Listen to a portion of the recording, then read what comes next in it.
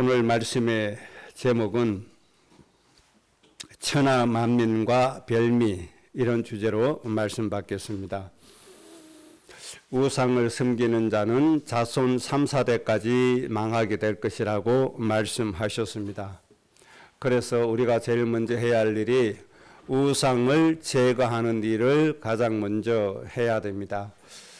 불신자가 섬기는 우상이 다르고 신자가 섬기는 우상이 조금 다를 겁니다. 신자의 입장에서 우상이 뭐냐? 한마디로 말하면 간단하게 정리할 수가 있죠. 두 가지로 정리할 수 있습니다. 첫째는 성경의 이름과 같이 탐심이 곧 우상이다. 그렇게 말씀하셨죠. 욕심의 마음, 이 탐심이 우상이라고 말씀을 하셨고, 또 한 가지 우상을 성경을 종합적으로 정리해 보면 하나님의 축복을 누리는 길, 구원을 받는 길, 예수 그리스도 외에 다른 것들이 우상이다. 그렇게 정리할 수 있겠습니다.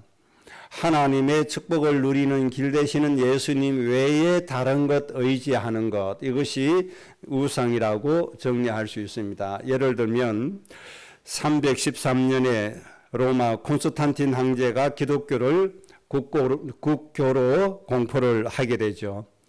이 로마 국교가 고의 성사라고 하는 교리를 선포를 하게 되죠. 고의 성사라고 하는 교리는 일반 성도들이 성직자에게 가서 죄를 고해야 된다. 그러면 성직자가 그 죄 고함을 받아서 하나님께 대신 아뢰는 그 교리를 고의 성사라고 얘기합니다. 무슨 뜻이죠? 구약 시대에 제사장들이 백성을 대신해서 지성소에 들어가서 제사함의 제사를 드린 거죠. 그걸 본따서 성직자가 대신 성도들에게 고의 성사를 받습니다. 그리고 하나님 앞에 대신 사죄함을 받도록 기도하는 거죠. 그런데 예수님이 십자가에서 돌아가시는 순간에 성막 안에 있는 성소와 지성소에 있는 휘장이 완전히 찢어졌습니다. 완전히 갈라졌습니다. 이것이 무엇을 의미하는가 하니까 누구든지 예수님 믿는 사람은 누구든지 언제나 하나님께 바로 나갈 수 있다는 뜻입니다. 중간에 매개체를 통하지 않고 바로 하나님께 갈 수 있다는 뜻입니다. 그래서 하나님께서 휘장을 찢으신 겁니다. 그 이전에는 아무도 들어가지 못했어요. 제사장이 들어갔어요. 누구를 대신해서? 백성을 대신해서. 그런데 예수님의 십자가를 통해서 이 휘장이 찢어진 겁니다. 그래서 예수님 믿는 사람은 누구든지 바로 하나님께 갈 수가 있고 누구든지 바로 예수님 믿고 하나님 자녀가 될 수 있다는 겁니다. 그러니까 중간에 뭐가 없어요? 우리와 하나님 사이를 연결해주는 매개체가 필요하지 않다 그 말입니다. 그런데 예수님 죽으시고 부활하시고 승천하신 이후에도 로마 국교가 누구를 세웠다고요? 성직자를 중간에 세웠다는 겁니다. 이게 바로 우상입니다. 예수님을 통해서 우리는 바로 하나님께 갈 수가 있어요. 여러분이 이 우목사를 통해서 하나님께 가는 게 아닙니다. 예수 그리스도의 이름으로 하나님께 직통으로 바로 가는 겁니다. 만약에 여러분 마음에 아니야 담임 목사님 내가 존경하고 내 은혜 끼쳐주는 목사님 통해서 하나님 은혜 받을 거야. 그 마음이 바로 우상이라고 하는 겁니다. 굉장히 중요한 겁니다. 여러분 잘 이해하셔야 돼요. 예수님 십자가에서 죽으시고 우리의 대속제물이 되어주신 이유는 누구든지 중간에 아무런 매개체 없이 바로 하나님께 간다고 하는 사실입니다. 하나님을 바로 만날 수 있다는 겁니다. 하나님께 바로 제사함을 받을 수 있고 여러분들이 죄를 고백하고 하나님께 용서함을 받을 수 있다는 겁니다. 꼭 기억하셔야 됩니다. 그리고 이 로마 국교가 어느 날 마리아를 그리스도를 대신해서 또 내세웠죠. 마리아를 통해서 하나님의 축복을 받고자 하는 겁니다. 이게 바로 우상이라고 하는 겁니다. 여러분들 잘 이해하셔야 됩니다. 그래서 믿는 우리에게 우상은 탐심이 우상이고 예수님 외에 다른 것을 통해서 하려고 하는 게 우상이라고 하는 겁니다. 예배당이 우상이 될 수가 있어요? 이게 무슨 말이냐? 시골의 조그만 교회, 초라한 교회에는 가서 뭔가 은혜 받을 것 같지가 않아요. 그래서 내 마음에 조금 좀 가볍게 여겨져요.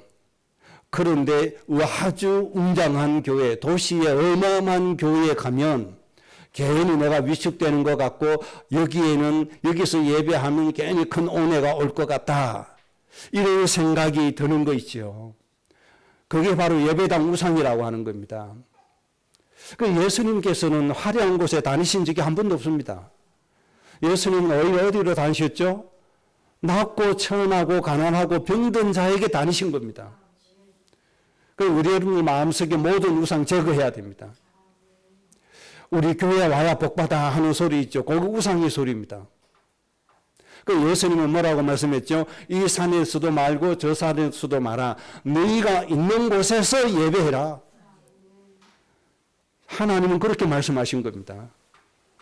혹시 여러분 바로 하나님께 가지 않고 바로 하나님 은혜 구하지 않고 뭔가 다른 거 길에서 하고자 하는 거 그거 여러분들 다 버리 있어야 됩니다. 좋은 교회, 아주 멋진 예배당 거기 가면 잘 될 것 같다. 시골에 조그마한 교회, 자립하지 못한 교회에 가면 은혜 안 받을 것 같고 축복 못 받을 것 같다. 다 속는 생각입니다. 오히려 예수님은 낮고 천한 곳에 더 관심이 많으십니다. 그래서 오히려 도시에 가면은요, 오히려 큰 교회 찾아갑니다. 제가 서울에서 12년 넘게 부교육자 생활을 했으니까 그 어느 정도 알잖아요. 작은 교회 절대 안 갑니다. 어디로 가죠? 조금 더 큰 교회로 갑니다. 큰 교회 가야 은혜가 된다고 생각을 하나 보죠. 그 마음이 바로 우상의 마음이라는 겁니다. 큰 교회, 작은 교회 상관이 없습니다. 지금 내가 하나님을 향한 마음 상태가 뭐냐 이겁니다. 내가 어느 곳에 있든지 지금 내 마음의 상태가 그것이 중요한 겁니다. 그래서 거짓이 있는 사람은 다른 데 가면 안 돼. 나에게로 와. 이렇게 얘기하죠. 그게 바로 거짓말 하는 겁니다. 그래서 여러분은 어떻게 하셔야 되는가 하니까 모든 우상을 제거하는 방법이 히브리서 12장 2절 말씀대로 하면 됩니다. 히브리서 12장 2절에 이렇게 말씀했죠. 믿음의 주요 그랬습니다. 또 온전케 하시는 이인 예수를 바라보자. 그렇게 말씀했습니다. 여러분이 이 방법으로 하나님을 믿으셔야 돼요. 이 방법으로 신앙생활을 하셔야 돼요. 여러분 사람 의지할 거 없어요. 목사 의지할 거 없어요. 교단 의지할 거 없어요. 단체 의지할 거 없어요. 어떤 사람 의지할 거 없어요. 나를 위해서 이 땅에 메시아로 그리스도로 오신 예수님을 바로 바라보면 돼요.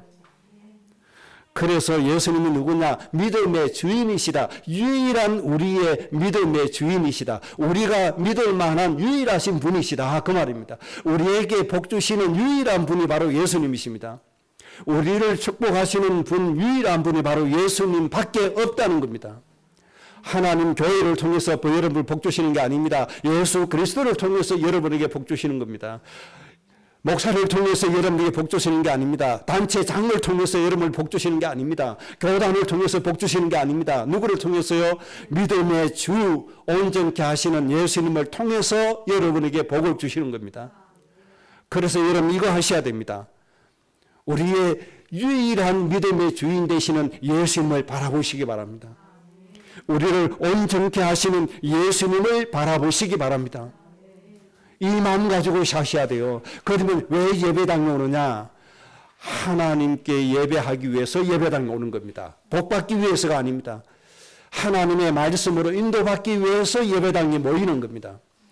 그래서 진짜 훌륭한 목사는 어떤 목사입니까? 하나님의 말씀대로 인도받게 이끌어주는 사람이 진짜 훌륭한 목사입니다. 나에게 와야 복받아, 이건 그 사기꾼입니다. 우리 교회에 와야만 복받아 하는 거 사기꾼입니다. 어느 곳에 있든지 온전케 하시는 예수님 바라봐야 됩니다. 요즘 많아요. 어느 단체나 우리 단체 와야 복 받는다고 얘기해요. 그거부터 가르쳐요. 이미 그건 틀린 거예요. 어디에 있든지 온전케 하시는 예수님, 믿음의 주인 되신 예수님 바라봐야만 복을 받는 거예요. 예수님 바라볼 때 우리가 구원을 받을 수 있는 거예요. 저 아프리카에서도 예수님 바라보면 구원 받아요. 일본에서도 예수님 바라보면 복을 받아요. 저 러시아에서도 예수님 바라보면 복을 받아요. 꼭 우리 여기 와야 돼, 우리 교회 와야 돼, 우리 단체 와야 돼. 그런 법이 없습니다, 여러분. 하나님은 온 땅의 영혼들이 구원받기를 원하시고 이 땅의 모든 사람들이 하나님의 축복을 받기를 원하시는 분이 바로 하나님이십니다. 이 하나님을 우리의 중심으로 모아야 되어 바라보아야 된다 이 말입니다. 믿음의 주요 온전케 하시는 예수님을 바라보자. 이 방법으로 모든 우상 제거하고 하나님의 모든 복을 누릴 수가 있습니다. 성경에 신뢰들이 너무 많지만 시간이 없으니까 한 사람만 예를 들어 봅시다. 12년 동안 하혈증으로 고생하는 여인이 있었잖아요. 이 의사도 만났다, 저 의사도 만났다. 그런데 의사들이 이 여인을 괴롭게 했을 뿐이다. 성경에 그렇게 기록하고 있죠. 그런데 이 여인이 어느 날 이 예수님에 대한 소문을 듣고 이 예수님을 바라보기로 작정을 하죠. 그래서 마음에 소원을 합니다. 내가 저 예수님 옷자락만 만져도 내 병이 고침받고 구원받겠다. 이 마음을 가지는 게 예수님 바라보는 겁니다. 이 12년 동안 혈류증을 앓는 여인이 어디 가서 구원받는 길 공부한 적이 없어요. 어디 가서 예수 그리스도가 누구냐 성경 공부한 적이 한 번도 없어요. 예수님이 저 고통받고 죽어가는 사람을 살리더라 이 소문을 듣게 된 거예요. 그래서 자기도 이 예수님 만나서 좀 구원받고 싶다. 그런데 상황을 보니 너무 훌륭한 사람들이 예수님 주위에 꽉 차 있어요. 나 같은 연약한 사람은 이 예수님과 가서 대면해서 얘기할 수가 없어요. 예수님 저하고 대화합시다. 이렇게 되지 않는다 이 말이에요. 이 여인이 판단할 때. 그러면 어떻게 해요? 나의 방법은 하나밖에 없다. 사람 틈에 가서 직접 예수님하고 대화도 할 수 없으니 예수님의 옷자락만 만지자. 그러면 내가 고침받고 구원받을 것이다. 이 마음 하나 가지고 사람에게 떠밀려 가면서 예수님의 옷자락을 만졌습니다. 그랬더니 예수님께서 뭐라고 말씀하십니까? 딸아, 너가 구원받았다. 네가 나음을 입었다. 그 전에 제자들에게 말씀했죠. 내 몸에서 능력이 나갔다. 그렇게 말씀하시면서 이 여인 보고 너가 치료받고 구원받았다고 말씀하시는 것이죠. 이게 바로 하나님의 방법입니다, 여러분. 하나님의 이 방법으로 하나님의 모든 은혜 누리시기를 주의 이름으로 축복합니다. 절대 다른 것 의지하지 마세요. 목사 의지하지 마세요. 교회 의지하지 마세요. 특정한 단체 의지하지 마세요. 이 여인처럼 예수님께 바로 나가시기 바랍니다. 예수님 바라보시면 됩니다. 예수님 이름으로 여러분들 기도하시면 됩니다. 이 예수님 이름으로 여러분들이 은혜 받기를 소원하면 됩니다. 그래서 하나님의 은혜에 더 깊이 깨닫고 하나님께 감사가 넘치시기 바랍니다. 성경에 기록된 수많은 사람이 있잖아요. 예수님이 3년 동안 복음 전도하셨습니다마는 예수님께서 행하신 모든 일들을 기록해 둔다면 세상에 둘 수 없을 정도로 많다. 그렇게 말씀했습니다. 그 정도로 예수님께서 많은 사람을 고치시고 구원하셨습니다. 이 모든 성경에 기록된 사람들만 보더라도 어떻게 했습니까? 예수님 은혜 받기 위해서 그 마음 하나 가지고 예수님께 나간 것밖에 더 있습니까? 그랬더니 예수님께서 전부 다 구원해 주시고 모든 문제를 해결해 주신 겁니다. 심지어 중풍병자가 움직일 수 없으니까 동네 사람들이 너무 안타까워서 이 사람을 데리고 예수님께 가죠. 그런데 예수님께서 이렇게 말씀했습니다. 그 환자의 본인의 마음도 중요하지만 이 중풍병 환자를 데리고 온 사람들의 믿음을 보시고 치료해 주셨다고 말씀했습니다. 그 사람을 불쌍히 여기는 사람들의 마음을 보고 그 환자를 치료해 주셨다고 말씀했습니다. 이 정도로 하나님의 마음이 인간을 향해서 사랑하는 마음이 큽니다. 인간의 문제를 해결해 주시고자 하시는 마음이 그렇게 큽니다, 여러분. 지금 이 말씀을 우리에게 적용시키면 여러분들이 이웃에 정말 너무너무 병으로 고통받고 어려운 인생으로 고통받는 사람이 있다. 그 사람을 위해서 여러분들 예수님께 마음을 가지고 오면 여러분의 마음 보고 그 사람을 고쳐주신다 이 말입니다. 그 정도로 하나님은 인간을 사랑하시는 분이시요. 그 정도로 하나님은 인간의 문제 해결해 주시기를 기뻐하시는 분이십니다. 이 하나님을 여러분들이 다른 걸 통해서 가지 마시고 예수 그리스도의 이름으로 직통으로 가시기 바랍니다. 이 하나님께 바로 가시기 바랍니다. 그래서 다른 것 의지해서 복받으려고 하는 마음 다 버리세요. 이 예수님 영접하는 순간에 예수님이 어디 계십니까? 내 몸에 성령으로 내 주에 계십니다. 내 안에 계시는 예수 그리스도의 이름으로 하나님의 모든 응답 다 누려야 됩니다. 그래서 이제부터 여러분들 뭐 해야 돼요? 예수님 바라보세요. 예수님만이 우리를 온전케 할 수 있습니다. 교단이 온전케 합니까? 할 수 없습니다. 교회가 해줍니까? 할 수 없습니다. 누가요? 나를 구원하신 예수 그리스도만이 나를 온전케 할 수 있습니다. 여러분의 육신의 질병 치유받아서 건강이 온전해지셔야 됩니다. 여러분의 가정이 하나님의 계획하신 대로 축복을 온전해져야 됩니다. 모든 삐뚤어진 것들이 바로 서져야 됩니다. 누구 이름으로 되어집니까? 예수님 바라볼 때 그렇게 되어진다 이 말입니다. 예수 그리스도의 이름으로 여러분들이 모든 것 온전케 되어지는 축복 누리시기를 바랍니다. 첫 번째 주제였습니다. 우상을 제거해야 됩니다. 우상을 제거하지 않고는 아무것도 안 됩니다. 마리아라고 하는 우상 제거해야만 됩니다. 이 교회가 후대에 일컬어서 천주교회 가톨릭이라는 교회로 남게 되죠. 이게 이제 부패하고 타락하니까 교회들이 개혁을 해야 된다고 나온 무리들이 다수가 있죠. 거기에서 나온 무리를 개신교회라고 칭하기도 하죠. 왜 그렇습니까? 잘못되었으니까. 우리는 끊임없이 이런 개혁운동이 우리에게서 일어나야 됩니다. 개혁운동의 핵심은 우상 제거입니다. 하나님과 나 사이에 가로막고 있는 어떤 매개체를 없애버리는 겁니다. 여러분 예수님이 십자가에 죽으심으로 우리는 바로 하나님께 갈 수 있습니다. 이 은혜로 하나님의 모든 축복 충만하게 누리시기 바랍니다. 오늘 두 번째 주제입니다. 이사야 14장 24절에 이렇게 말씀했습니다. 만군의 여호와께서 맹세하여 이르시되 내가 생각한 것이 반드시 되며 내가 경영한 것을 반드시 이루리라. 이렇게 말씀했습니다.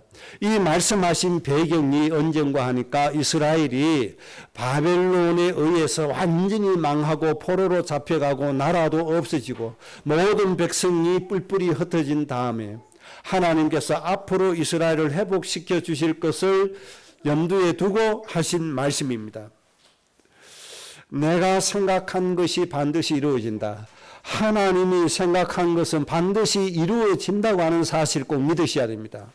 그리고 하나님의 경영은 반드시 이루어지게 될 것이다. 그렇게 말씀해 주셨습니다. 이 말씀을 마음에 담고 오늘 하나님께서 이삭 가정에 경영하시는 것이 무엇인가? 이삭 가정에다가 하나님께서 이루시고자 하시는 것이 무엇인가? 이것을 잘 보셔야 됩니다. 오늘 하나님께서 창세기 26장 4절에 뭐라고 말씀하셨죠? 내가 너를 큰 민족을 이룰 뿐만 아니고 너를 통해서 온 천하 만민이 복을 받게 할 것이다. 이것이 이삭 가정에 하나님이 경영하시고자 하시는 경영의 내용입니다. 하나님의 생각이고 하나님의 계획이고 하나님의 경영의 내용입니다. 오늘 하나님께서 여러분 보시고 어떤 생각을 하실까요? 오늘 하나님 여러분 보시고 생각하는 게 있을까요? 없을까요? 오늘 주일 예배 드리는 여러분의 모습을 보시고 하나님이 아무런 생각 없으실까요? 그렇지 않을 겁니다. 하나님의 계획이 없을까요? 그렇지 않을 겁니다. 분명히 하나님의 생각이 계시고 하나님의 계획이 있고 하나님의 경영이 분명히 있을 겁니다. 그러면 하나님의 경영이 뭘까요? 예수님이 이 땅에 오신 목적이 하나님의 경영이라고 생각합니다. 예수님이 이 땅에 왜 오셨습니까? 이는 저를 믿는 자마다 멸망치 않고 영생을 얻고 구원을 얻게 될 것이다. 모든 영혼을 구원시키는 것이 하나님의 목적입니다. 그래서 오늘 하나님이 여러분 보시고 그런 생각을 하실 겁니다. 부부절기의 성도들아, 하나님의 복을 받아서 저 죽어가는 저 영혼들을 좀 살려라. 저 흑암에 매여서 죽어가는 저 고통받는 저 영혼들을 좀 살려라. 대한민국 하면 마약으로부터 청정국이라고 했는데 이제는 마약 천국이 되어져 갈 판입니다. 이제는 마약 값이 엄청 싸서 10대들이 수만 명이 지금 마약을 사고 팔고 있다고 하는 겁니다. 이 지금 심각한 지금 문제가 왔습니다. 이 마약이 뭡니까? 악한 영들이 인간을 멸망시키기 위해서 만든 약 아닙니까? 인간을 속이기 위해서 한 게 아닙니까? 저 수단이라고 하는 나라의 군대들이 저들끼리 싸워가지고 백성들이 죽어가고 있지 않습니까? 왜 그렇습니까? 흑암에 사로잡힌 사람들의 탐심 하나 때문에 군인들이 저들끼리 지금 싸우는 거예요. 그 백성들이 막 죽어가는 거예요, 지금. 그래서 우리나라 교민 빨리 데려오려고 구출하려고 군 수송기가 지금 갔죠. 특공대원들이 갔죠. 그 나라가 왜 그렇습니까? 그 나라를 지켜야 될 군인들이 힘가진 자들이 자기들 일꾼 놓고 저들끼리 싸우는 거예요, 지금. 온 세상이 지금 이렇게 인간들을 죽여가고 있는 겁니다. 이런 세상을 놓고 이런 세상에 평화가 있도록 기도 좀 해라. 하나님이 이 생각 안 하시겠습니까? 하나님이 엉뚱하게도 어느 날 수십억 벌어서 육신이 돼가지고 실컷 먹고 잘 살아라. 하나님 그런 생각 하시겠습니까? 하나님 절대 그런 생각 안 하실 겁니다. 하나님의 복을 받아서 적어도 부동산 투기하는 사람처럼 땅도 사고 집도 사고 수도 없이 돈을 벌어서 다 챙겨놓고 잘 살아라. 하나님 그렇게 생각하시겠습니까? 하나님은 절대 그렇게 생각하지 않으실 겁니다. 여러분 한번 보세요. 지금 이 땅에 얼마나 많은 사람들이 죽임을 당해가고 있습니까? 얼마나 많은 사람들이 고통받아가고 있습니까? 저 푸틴이라고 한 사람이 어느 날 전쟁 일으켜서 심심하면 아파트 단지에 미사일 쏘고 민간인 죽게 하고 이 악한 영들이 한 사람 장악하니까 이 땅에 수많은 사람이 죽어가잖아요. 그러니까 우리나라 대통령이 뭐라고 얘기합니까? 한 번 더 민간인에게 미사일 쏴서 민간인 죽이면 우리나라가 무기를 제공하겠다. 그렇게 지금 발표를 하고 있죠. 두고 볼 일입니다. 사람 죽이는 거 막아야 되잖아요. 누군가가 가슴에 품고 기도해야 되잖아요. 하나님이 이삭 보고 그 말씀을 하시는 겁니다. 너를 통해서 천하 만민이 복을 받아야 된다는 겁니다. 오늘 하나님이 부부절기의 모든 성도들에게 말씀하실 겁니다. 너희들 때문에 이 땅에 죽어가는 영혼이 복을 받아야 된다고 말씀하실 겁니다.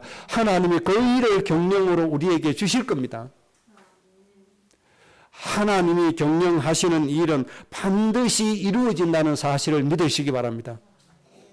그래서 하나님은 아브라함을 처음부터 불러주실 때 너는 뭐라? 복의 근원이다. 너로 말미암아 모든 민족이 복을 받아야 된다고 말씀해 주셨다 이 말입니다. 잘 찾으시기 바랍니다.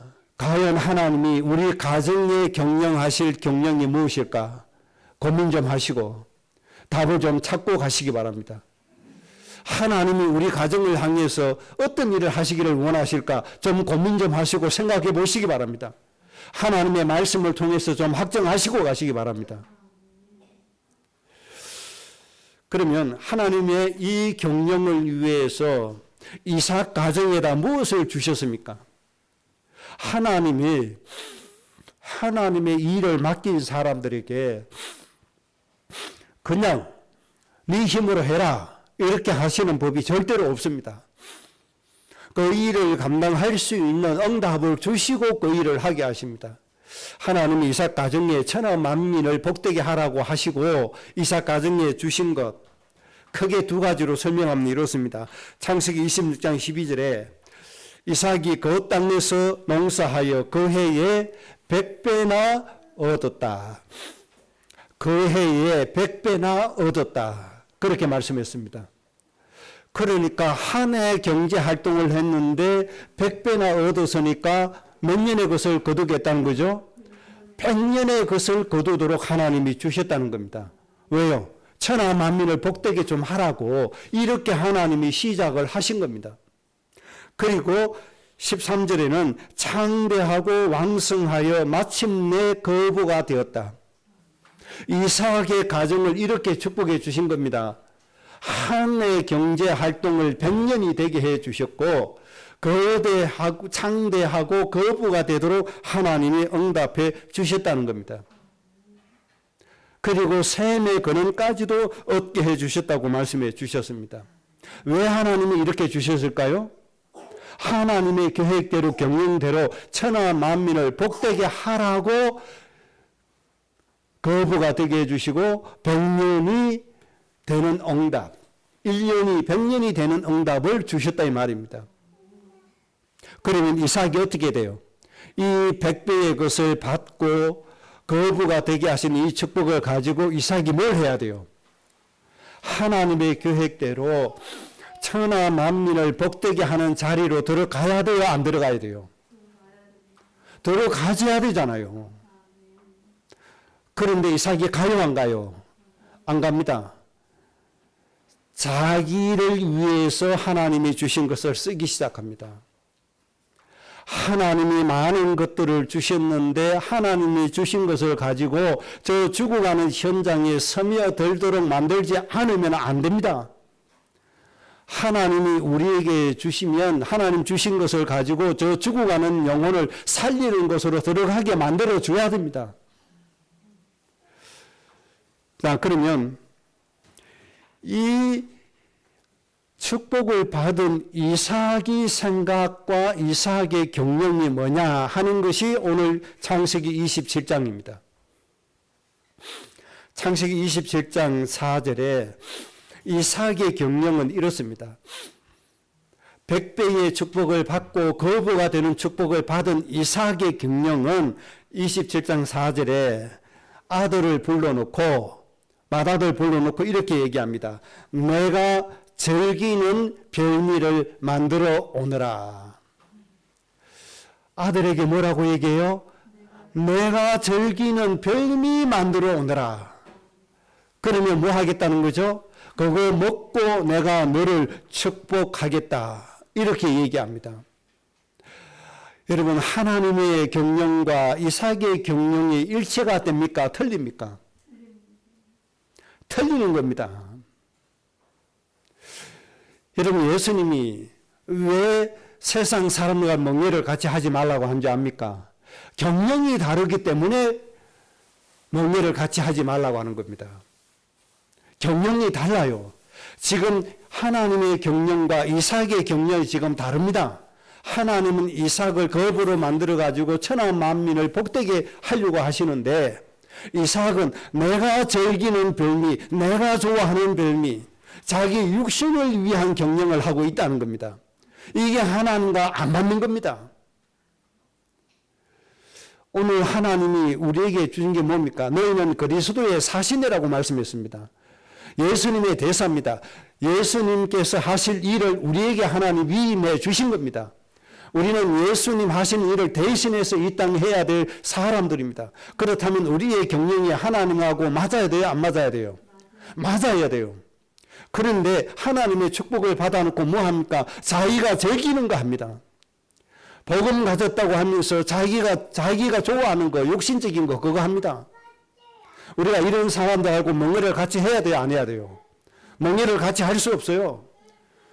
같이 하나님 믿는다 할지라도 멍해를 같이 할 수 없단 말이에요. 자기 이익이나 챙기고 자기 육신을 위해서 타락하고 방탕하고 세상의 것을 즐기는 그런 사람들하고 멍해를 같이 할 수 있습니까? 절대로 멍해 같이 할 수 없습니다. 저희의 신앙의 양심은 그렇습니다.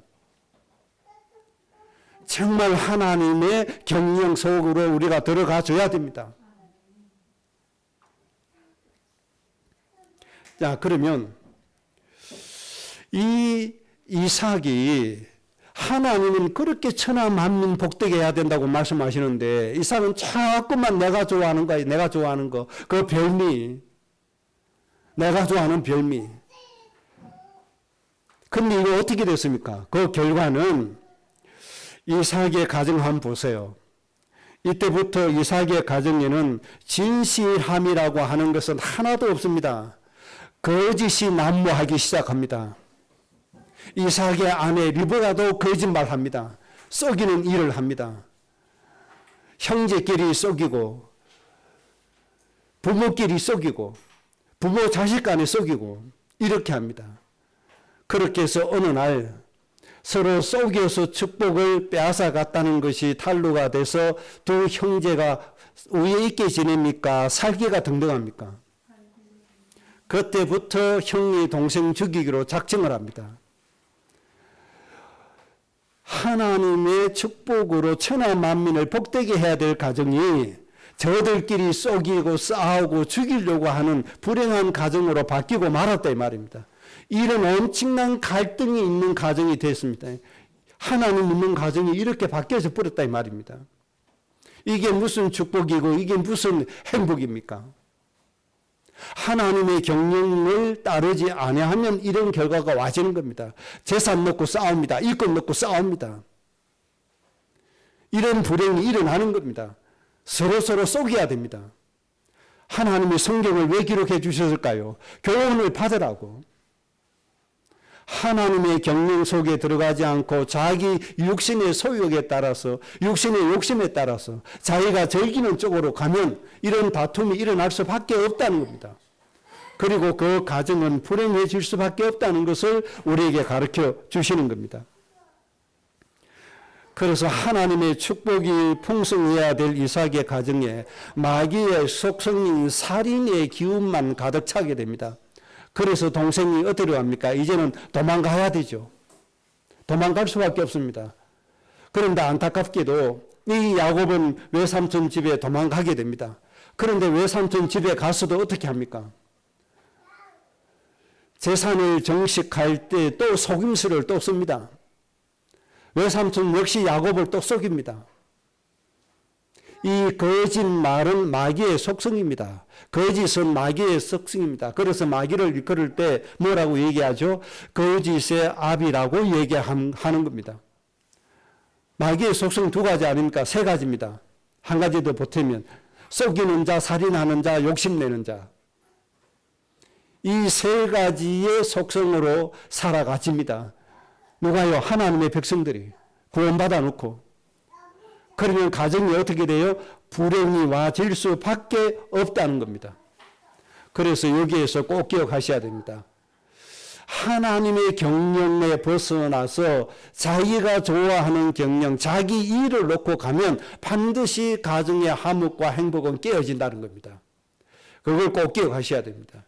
진짜의 축복은 어디로 가야 돼요? 하나님의 경영 속으로 들어가줘야 됩니다. 여러분은 꼭 그렇게 되시기 바랍니다. 그래서 창세기 1장 28절 말씀처럼 하나님의 축복을 온 세상에 생육시키시기 바랍니다.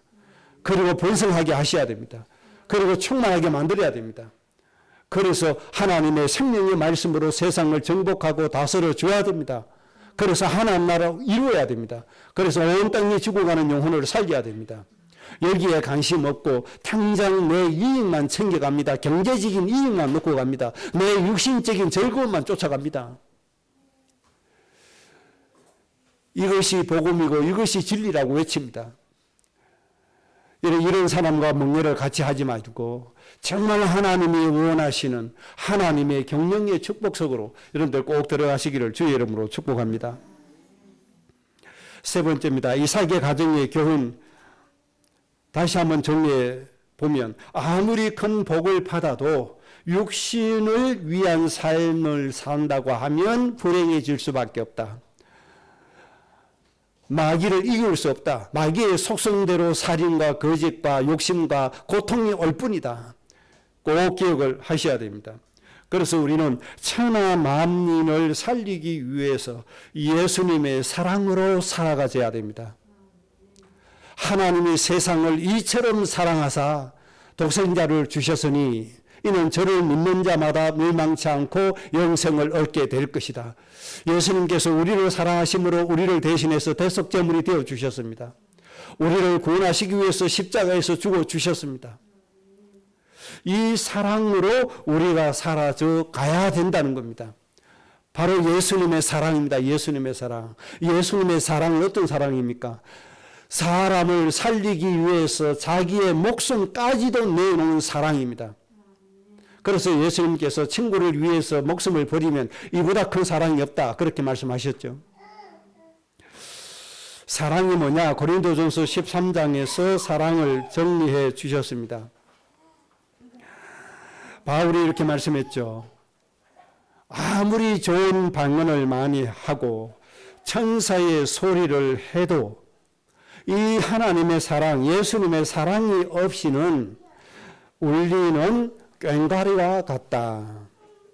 꽹과리가 얼마나 시끄럽습니까? 소음이다 이 말입니다. 하나님의 사랑이 없는 천사 같은 소리 소음이다 이 말입니다.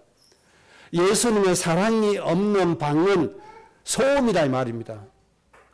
유익을 줍니까 안 줍니까? 아무런 유익을 안 줍니다. 아무리 거룩하다 외쳐도 그거는 소용이 없다. 예언의 능력이 있고 모든 비밀을 알고 모든 지식을 알고 산을 옮길 만한 믿음이 있어도 사랑이 없으면 아무것도 아니다. 아무런 의미도 없고 가치도 없습니다. 이 세상의 모든 지식을 알아서 유창하게 얘기하고 설교하고 설명하고 얘기해도 사랑이 없는 사람은 아무런 유익이 없다. 아무런 소용이 없다 이 말입니다. 산을 옮길 만한 엄청난 큰 믿음이 있어도 예수님의 사랑이 없는 그 믿음은 아무런 유익이 없다는 겁니다. 그러니까 중요한 게 뭡니까? 인간을 살리고자 하는 하나님의 사랑이 전부 다다 이 말입니다. 사람을 복되게 하고 사람을 축복되게 하는 예수님의 그 마음이 가장 중요하다는 겁니다. 사람의 생명을 하찮게 여기고 사람의 생명을 귀중하게 여기지 않으면서도 천사와 같은 말을 하고 방언을 하고 산을 옮길 만한 믿음을 행사해도 아무런 의미가 없다 이 말입니다. 누가 보실 때요? 하나님 보실 때 그렇다 이 말입니다. 인간들은 혹합니다. 야 대단하다. 야 저 방언 나도 받고 싶다. 야 저 천사의 말 같은 사람 진짜 천사 같은 사람이다. 야 믿음이 대단하네. 야 너무너무 훌륭한 사람이다. 내가 저 밑에 가야 복을 받겠다. 인간들은 이런 소리를 하고 이런 생각을 한다고 할지라도 하나님 보실 때는 아무것도 아니라 말입니다. 여러분 우리에게 복을 주시는 분이 누굽니까? 내 자신이 스스로 복을 만들어 갑니까? 하나님이 주시는 겁니까? 목사가 여러분에게 복을 줍니까? 하나님이 여러분들에게 복을 주십니까? 목사가 여러분의 생명을 주관합니까? 하나님이 여러분의 생명을 주관하십니까? 하나님 손에 여러분의 인생이 전부가 있다는 걸 아셔야 됩니다. 그래서 하나님 마음에 합한 자 되시기 바랍니다. 울리는 꽹과류와 같은 그런 천사의 말을 하는 사람 되지 말고 정말 하나님이 기뻐하시는 하나님의 사랑을 가진 자, 하나님의 사랑을 가지고 사람을 섬기고 사람을 살리고자 하는 사람, 이런 사람이 되어져야 됩니다. 세상에 모든 지식이 있고 능력이 있는 것 같아서 수많은 사람, 수십만의 사람을 호령하고 이끌어가는 그런 대단하게 보이는 사람, 그런 사람에게서 나에게 복이 나오는 게 아닙니다, 여러분. 내 생명을 주관하는 하나님에게서 생명이 나와요. 그래서 여러분은 하나님의 마음에 합한 자가 되어져야 됩니다. 그래서 여기 있다 저기 있다 속지 마시기 바랍니다. 믿음의 주요 온전케 하시는 예수님만 바라보셔야 됩니다. 그 예수님의 사랑으로 누구를 봐야 돼요? 천하 만민을 봐야 됩니다. 하나님의 경영 속에 여러분들이 들어가셔야 됩니다. 그래서 예수님의 사랑의 마음으로 천하 만민을 가슴에 품으시기 바랍니다. 이 땅에 죽어가는 영혼들을 가슴에 품으시기 바랍니다. 전쟁으로 죽어가고 마약으로 죽어가고 세상의 문화로 죽어가는, 오늘도 5만 명이 굶주려서 죽어갈 텐데 매일 5만 명이 굶주려서 죽어가잖아요. 얼마나 기막힌 현상입니까? 이 세상에는 양식이 차고 넘칩니다. 그런데 이 양식을 못 먹어서 5만 명이 죽어갑니다. 전쟁으로 5만 명 죽는 건 참 어렵습니다. 그렇게 많이는 안 죽습니다. 저 전쟁 때문에 수많은 사람이 죽어간다고 아쉽고 통곡의 소리 내지만 오늘 5만 명이 못 먹어서 그냥 죽어간다니까요. 이 유엔 통계 아닙니까? 평균. 그들을 누가 살려야 됩니까, 여러분? 하나님의 백성이 그들을 살려야 됩니다. 경제를 가진 교회가 그들에게 달려갑니까? 가지 않습니다. 경제 가진 하나님 믿는 사람들이 달려갑니까? 달려가지 않습니다. 아파트 한 채 더 사면 더 샀지 그들에게 달려가지 않습니다. 이게 현실이지 않습니까? 하나님 앞에서 우리 자신들을 좀 봐야 됩니다. 결론입니다. 우리는 자기 십자가를 지고 예수님을 따라가는 사람이 되어야 됩니다. 마태복음 10장 38절에 예수님이 이렇게 말씀했습니다. 자기 십자가를 지지 않고 따르는 자는 예수님에게 합당하지 않다. 자기의 십자가를 지지 않고 예수님 따르는 자는 예수님에게 합당하지 않다고 말씀하신 겁니다. 그런데 사람들이 오해를 해서 예수님의 십자가를 자기가 지려고 해요. 우리는 예수님의 십자가를 질 수가 없습니다, 여러분. 예수님의 십자가를 지려고도 해서도 안 됩니다. 질 수도 없을 뿐만 아니라 예수님의 십자가는 뭐고 나의 십자가, 자기의 십자가는 뭡니까? 분명히 다릅니다, 여러분. 예수님의 십자가는 속죄 제물을 완성시키는 대속 제물 되시는 속죄 제물입니다. 예수님의 십자가는 온 인류의 죄를 대신해서 십자가에서 죽어주셔서 대속 제물이 되어주시는 것이 예수님의 십자가입니다. 죄가 없으신 분만이 할 수 있는 십자가입니다. 이것은 예수님만이 질 수 있는 십자가입니다. 이 십자가 우리가 지려고 하면 됩니까? 안 됩니까? 질 자격도 없을 뿐만 아니라 질 수도 없고 하나님이 원하시는 것도 아닙니다. 그러면 예수님이 말씀하시는 자기 십자가는 도대체 뭘까? 아브라함에게 주시는 아브라함의 십자가는 모든 민족을 복되게 하는 겁니다. 이게 아브라함이 져야 될 십자가입니다. 오늘날 우리에게 주신 십자가는 뭡니까? 그리스도의 사신이라고 하는 십자가요. 그리스도의 향기라고 하는 십자가입니다. 세상의 소금이고 세상의 빛이라고 하는 것이 바로 나의 십자가입니다. 아브라함에게는 모든 민족의 부모의 역할을 하는 것이 아브라함의 십자가입니다. 여러분들 이 십자가를 지셔야 됩니다. 이삭의 십자가는 천하 만민을 복되게 하는 것이 이삭의 십자가입니다. 마가복음 16장 24절에 누구든지 예수님을 따르려고 하는 사람은 자기 십자가를 지고 따라야 할 것이다. 전부 다 자기는 예수님의 제자래요. 그리고 십자가는 안 지고 갑니다. 십자가 안 지고 몸만 가죠. 예수님의 오른자리 왼자리, 예수님 왕이 있을 때 그 좋은 자리 얻어 걸리는 거, 세상의 부귀영화 그거 보고 갑니다. 자기 십자가는 절대로 지지 않습니다. 여러분이 십자가 지고 예수님 따라가시기 바랍니다. 여러분의 십자가는 모든 민족입니다. 여러분의 십자가는 하나님의 백성입니다. 내가 살려야 될 하나님의 백성. 우리 가족 중에 식구 중에 아직도 구원받지 못한 사람이 있다면 그 영혼이 바로 구원받아야 될 하나님의 백성임을 깨달으셔야 됩니다. 그 영혼을 살리기 위하여 하나님 앞에 기도하고 예배하고 몸부림치는 것이 나의 십자가임을 믿으시기 바랍니다. 우리는 이 십자가 지고 가야 됩니다. 이걸 지지 않고 하나님이 주시는 거부가 되게 하시는 거, 백배로 주시는 거, 그 축복의 일비만 똑 담으려고 하는 거, 그런 사람은 얌체입니다. 얌체. 여러분, 하나님 앞에 얌체가 되시면 안 돼요. 하나님 앞에 육신이 되면 안 돼요.